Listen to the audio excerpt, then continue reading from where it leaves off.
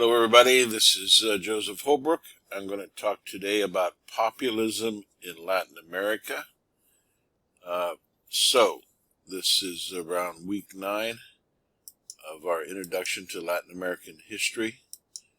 And we are just moving out of the neo-colonial period, which was about from 1880 through 1930. And next week we'll be moving into the period of nationalism, which is the period beginning around the Great Depression and World War II in Latin America. And the thing is, populism is the attempt to influence public policy or gain political power through the mobilization of the masses. And this was not nearly as important several centuries ago in the time of Simón Bolívar, who was a caudillo and maybe a bit of a populist himself. But he didn't exactly have the means to move the common people and the popular classes. In that time, newspapers were about the only source of information or news. But with the invention of the radio around the turn of the century into the 20th century, populism became a viable response to certain political events. So populism refers to a range of political stances that emphasize the idea of the people and criticism or resentment of the elites. So populism is anti-elite, pro-working class, pro-poor, pro-marginalized. It is often anti-establishment, and it's anti-political. It can be either right or left, conservative or liberal. So populism, for example, in 2016, I'll talk about this again at the end, but we saw a populist movement in 2016 on the left with Bernie Sanders, on the right with Donald Trump. And both of them were motivated by anti-elite, anti-political feelings. Populism as an ideology demonizes the elites and holds up the common people as morally good. So in Latin America, populism tends to grow or increase whenever there's a greater level of inequality in society. So when the people at the top are doing really well and the people at the bottom are doing very poorly, populism increases. In the mid-20th century, there was a time of populist leaders in Latin America that came to a boil. They generally were very charismatic and were electrifying speakers with a nationalist message. Populist versions of nationalism dominated. They were sometimes hard to categorize as left or right. This resulted in some confusion during the Cold War. One of these populist leaders was in Peru, Victor Raúl Aya de la Torre.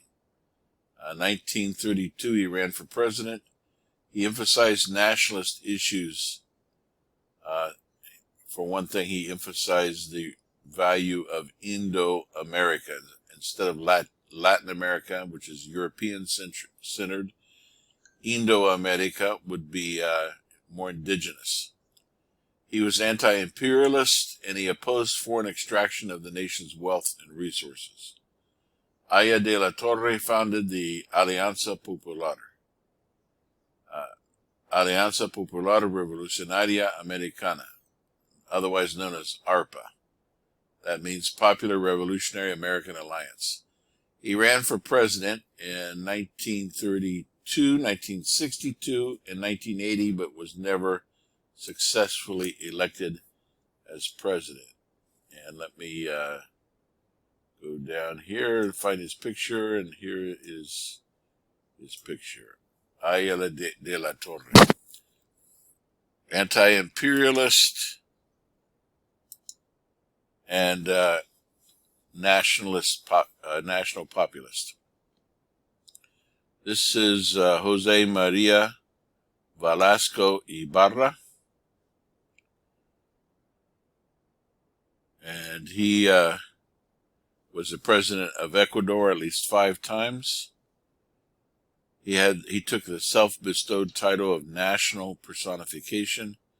He exemplified the idea used by many of the populists of a mystical identification with the masses.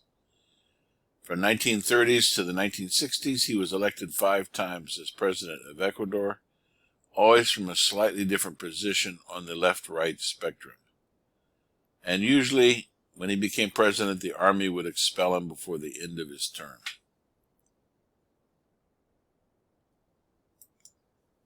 And then there's Jorge Eliezer Gaitan.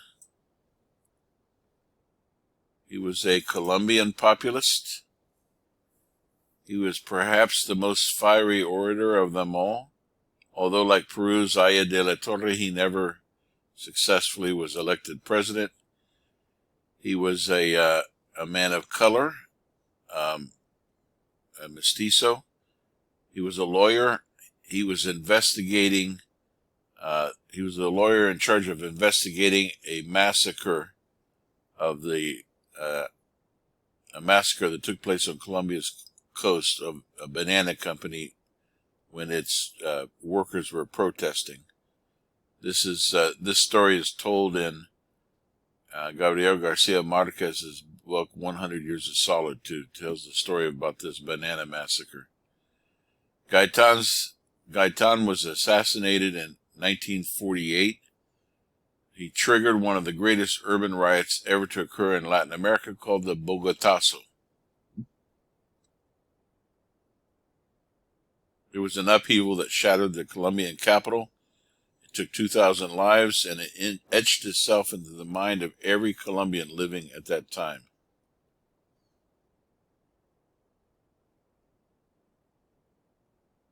I think I covered all of that. Yes. The Bogotazo, which was in 1948, initiated a period that was called La Violencia. It was a 10-year period after El Bogotazo. La Violencia was a period of social breakdown and chaos and general violence that took the lives of 200,000 people.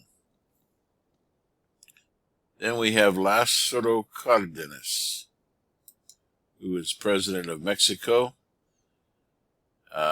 He became the president of the PRE. He rose through the PRE party, the Partido Institucional Revolucionario in Mexico. He was a charismatic public speaker, but he was a non-stop grassroots campaigner who mingled comfortably with the common people. Cardenas spent little time in Mexico City. He rather preferred to travel tirelessly around the country, hearing the grievances and requests of the humble petitioners. Then he dispatched his presidential decisions from tables in village squares. So in his case, it wasn't so much his public speaking as it was his grassroots efforts to mobilize the people. Here's some pictures of Lázaro Cárdenas in Mexico.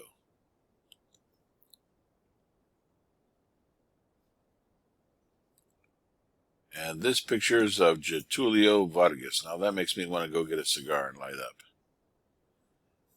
up. Getulio Vargas exemplified the puzzle of populism. He was, by the way, the president of Brazil. He was either a dictator or president from one time to another from about 1930 through 1954. Getulio Vargas was the creator of the Estado Novo in 1934. He was a dictator. He made a comeback in the 1950s as a left-leaning populist. Was he really a workers' candidate defending the little guy, or was he using pro-labor rhetoric opportunistically? The answer is yes and yes. The Estado Novo persecuted the Communist Party. Vargas's nationalist policies made him popular among the Brazilian poor. Vargas was called the father of the poor among the lower classes. And this brings us to perhaps the most famous populists in Latin America, in Argentina. Juan and Evita Perón. They were probably the greatest and most controversial populists of all. The bedrock of their Peronist movement was loyalty of the Argentine workers to Perón and his wife. A loyalty that has never gone away. The Peronist movement has a great deal of influence in Argentina today.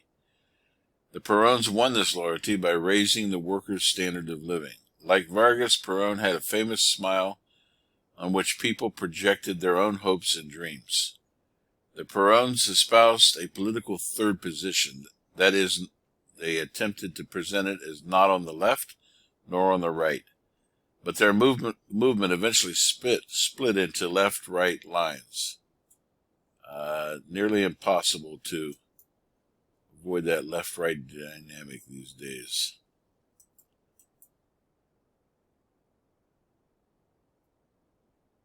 So here's a artist's rendering of the Peróns. Evita's life is a fascinating life of a woman who used all of her tools to rise to power and influence. A very tragic story. And so this was populism in the 20th century, especially around the 1930s. I just wanted to point out as we end this video that populism is also alive and well in the 21st century. Wherever you have great extremes of inequality, which we do increasingly in the United States today, populist movements will arise. So on the left here you see Hugo Chavez, who was a populist in Venezuela and rose to power by 2000, and he influenced the popular masses of Venezuela with the oil wealth that Venezuela had, and died of cancer. But he would be considered a caudillo and a populist.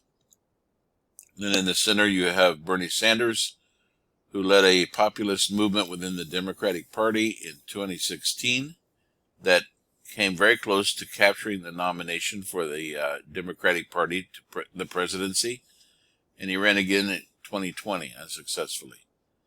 But you could consider Bernie Sanders a populist because of his criticism of the elite wealth, the big corporations, the pharmaceutical companies, etc.